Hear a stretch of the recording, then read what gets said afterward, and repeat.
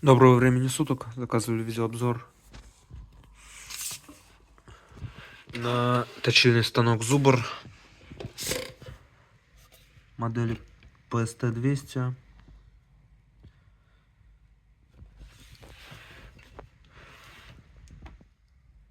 Станок в отличном состоянии.